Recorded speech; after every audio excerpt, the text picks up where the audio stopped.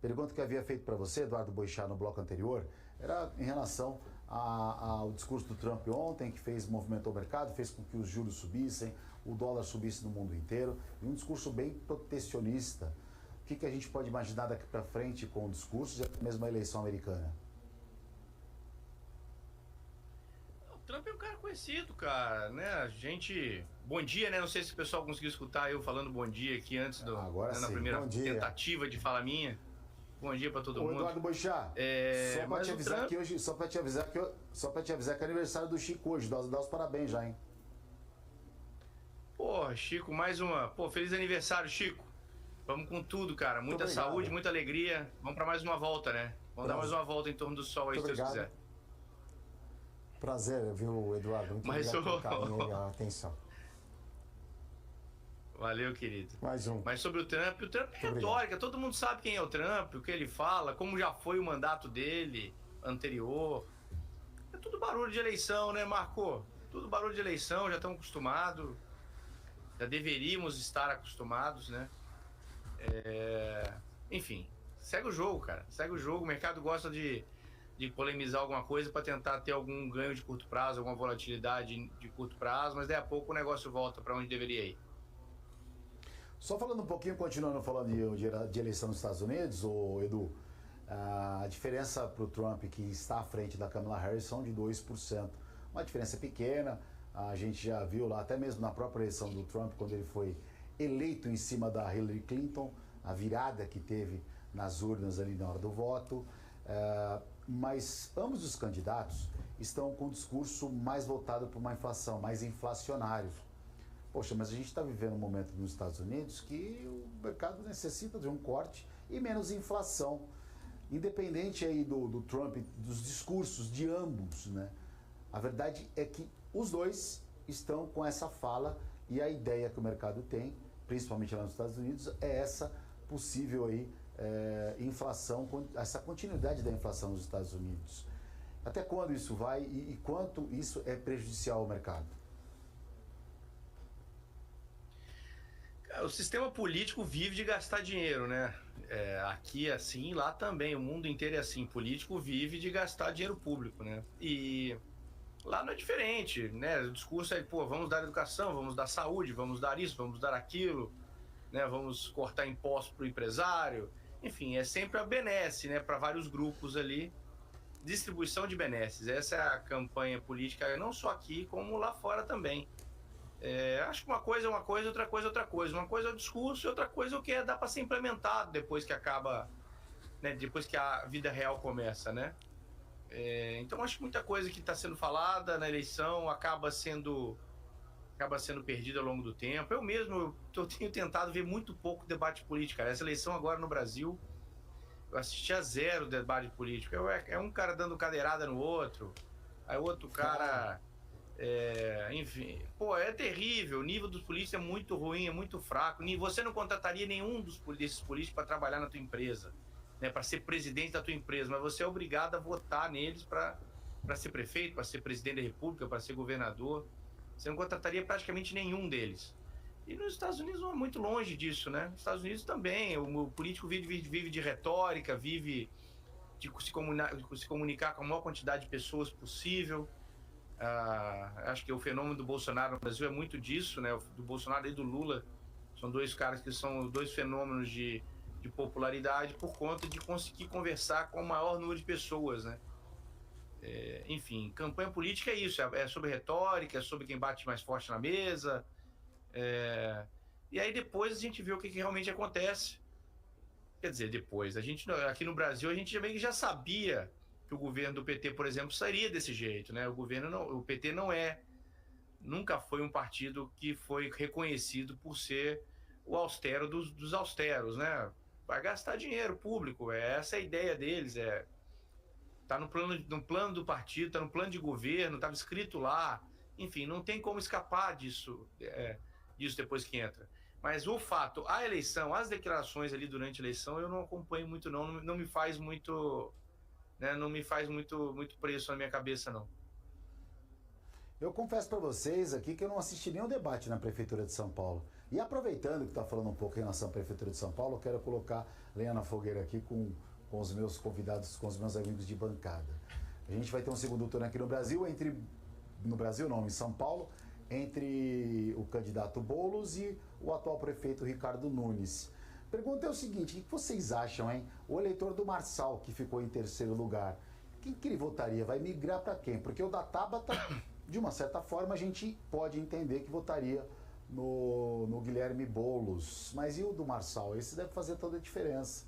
O que vocês acham aí? Qual a opinião de vocês, Chico e Marcelo? Olha, nós tivemos, Marco, pelo que eu li, eu também não acompanhei os debates. Eu não assisti nenhum. Não acompanhei os debates. Perdi a cadeirada. Fiquei um pouquinho fora dessa leitura, dessa discussão política aqui, para efeito aí das eleições municipais, porque achei os candidatos fracos, não atendem às expectativas das necessidades aí da cidade de São Paulo, pelo menos por enquanto. Estamos vendo aí esse problema que está acontecendo com o setor de energia aqui em São Paulo. E uma coisa que me chamou a atenção, do pouco que eu li e do pouco que eu vi, foi a abstenção. Eu li alguma coisa em torno de mais de 2 ou cerca de 2,5 milhões de pessoas que tiveram ou não participaram aí, se abstiveram aí das eleições. Então isso retrata, acho que reflete bastante aí a expectativa do eleitor aqui para esse atual momento político aqui da cidade de São Paulo, Marco. E você, Marcelo? A galera vai votar em quem, o eleitor do Pablo Marçal, hein? Deve tender para que lado, na sua opinião? Eu entendo que o eleitor do Pablo Marçal tem mais afinidade ideológica com o lado do Ricardo Nunes, até por ser o candidato apoiado pelo Bolsonaro. Apesar do próprio Marçal ter recusado aí o apoio ao Nunes, né? A gente viu uma primeira sinalização e, diferente dos amigos aqui, me julguem, mas eu adorei assistir os debates todos, absolutamente todos. Então, eu estou bem a par da situação. Então, o Marçal, assim que saiu o resultado, fez uma sinalização positiva para apoiar o Nunes. O Nunes recusou o Marçal na sua bancada. E aí o Marçal disse, já que você não quer, eu também não quero. E começou a dizer que ele, inclusive, acha que o Boulos ganha, né? Não declarou voto no Boulos, nem apoio ao Boulos, mas disse que acha que o Boulos e o Lula conseguem falar mais a linguagem do povo do que o Nunes, né? Assim mesmo, eu acho que ele pode deixar alguns eleitores dele confusos, mas assim mesmo me parece que a grande maioria deles, de eleitores que puxam mais para um lado conservador, devem estar com o Ricardo Nunes, apesar de o que a gente ouve é de que não se trata, como todo mundo disse aqui, do candidato dos sonhos e nenhum deles seria. Então, ainda muito incerto, né? O eleitor brasileiro é um eleitor de difícil leitura. Vale lembrar, o Boulos teria ganhado, teria ficado em primeiro no primeiro turno, não fossem os votos no 13, que não tinha candidatura no Brasil.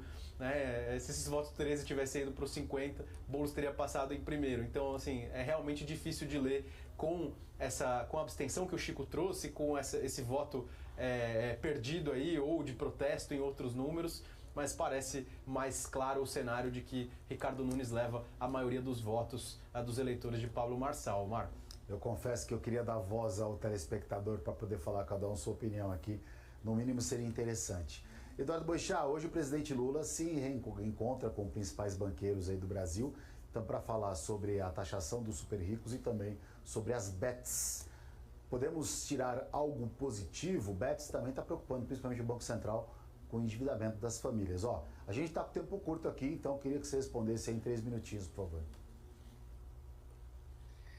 Eu acho que o mais interessante dessa visita, né, desse encontro do presidente com a Febraban, né, é que finalmente ele foi na Febraban, né? Acho que foi o primeiro encontro dele desde que ele assumiu, quase 2 anos de mandato. Ele não tinha ainda conversado com os bancos, é o primeiro encontro. Acho que o tema não deve ser esse só, né? Deve até ser diferente, né? Deve até se apresentar, e os caras se apresentarem para ele, né? Tem muita gente ali que bobear, ele não tem contato nenhum, presidente de banco, né? Que não era presidente quando ele foi presidente, e depois agora ele entrou, enfim, tem dança das cadeiras, né? Os CEOs trocam. Então ele vai conhecer gente ali hoje que ele nunca conversou. Acho difícil ter alguma influência dos bancos em cima do que, né, do modo do governo trabalhar. Acho difícil, mas achei interessante o fato dele estar se encontrando pela primeira vez. escutar um outro lado, enfim. O governo está indo muito para um lado de gastar e tributar, e a economia não aguenta isso, né? Ontem teve até uma entrevista interessante da Tebet, né? Que agora eles vão falar sério. Porque, assim, até agora não estavam falando sério, até hoje, né? Até ontem. Daqui para frente vão falar sério, que não dá só para tributar. Nós temos que cortar gasto também, mas isso é uma coisa óbvia, né? Não tem como, não é infinito o dinheiro, quantidade de dinheiro que a população consegue transferir para o Estado, né? E a gente já paga muito imposto, estamos chegando quase em 6 meses.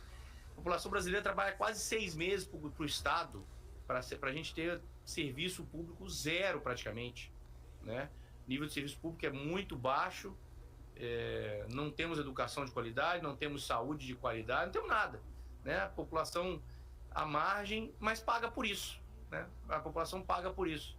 Então é difícil entender o que se passa na cabeça da turma ali, dos políticos principalmente, mas acho que é interessante, voltando à pergunta, acho que é interessante esse primeiro encontro aí do presidente com o pessoal da Febraban. E hoje tem Vasco e São Paulo. Eu queria intermediar uma apostinha de almoço aqui, em benefício próprio, para ganhar uma carona no almoço. Francisco, São Paulo, Eduardo Boixá, Vasco. Vale um almocinho aí do jogo de hoje? Uma apostinha no almocinho quando o Edu estiver em São Paulo ou não, Chico?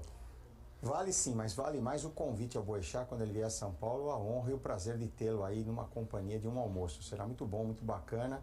Espero que ele, quando estiver aqui em São Paulo, ele nos dê a honra aí, participar de um almoço. Será muito legal. Não, mas aí não, você não deu uma fechada na aposta. Tem que falar, ó, tá fechado na apostinha, empate de ninguém. Eu sou São Paulo e o Eduardo é Vasco. Que o Boixá não corre, hein? O Boixá não corre do pau, não. Não, tá apostado, mas o importante é estar junto com o Boechat aí pessoalmente, podermos almoçar. Aí, Edu, São Paulo aí, ó. São Paulo e Vasco hoje. O almocinho valendo quando você estiver em São Paulo aqui, hein? Pior das hipóteses, eu vou almoçar com o Chico, que é um ídolo que eu tenho, pô. A pior das hipóteses é que eu vou almoçar com o Chico, que é um ídolo que eu tenho. De forma alguma, então você não perde, Edu. Muito obrigado pela sua participação, Edu. Te vejo semana que vem aqui no Pré-Market. Bom pregão para você, bom dia. Valeu, meus queridos, abraço.